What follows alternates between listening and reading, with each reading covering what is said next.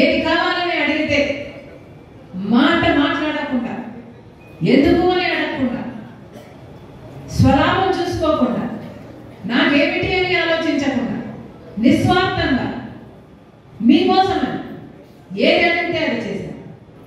ఆఖరికి మొన్న ఎన్నికలు బాయ్ బాయ్ బాబు అనే క్యాంపెయిన్, అసలు అది దేశంలోనే మోస్ట్ సక్సెస్ఫుల్ క్యాంపెయిన్ ఆ ఎలక్షన్.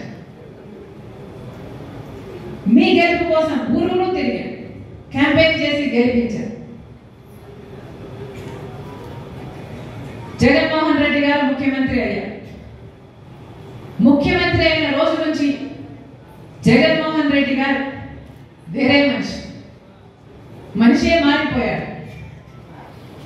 అయినా సరే నాకు వ్యక్తిగతంగా అన్యాయం చేసినా కూడా పర్వాలేదు, తాను మంచి ముఖ్యమంత్రి అయితే చాలు, రాజశేఖర రెడ్డి గారి పేరు నిలబెడితే చాలు, రాజశేఖర రెడ్డి గారి ఆశయాలు నిలబెడితే చాలు, ఆయన జోలికి వెళ్ళకూడదు అని, ఆయన నిజంగానే ప్రజలకు మేలు చేస్తాడు అని ఆశించారు.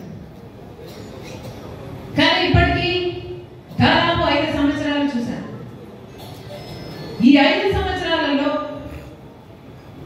జగన్మోహన్ రెడ్డి గారు, ఆయన పార్టీ, గెలిచిన ఎమ్మెల్యేలు, గెలిచిన ఎంపీలు మొత్తం అందరూ బీజేపీకి పార్టీకి బానిసలుగా మారారు. బీజేపీ పార్టీకి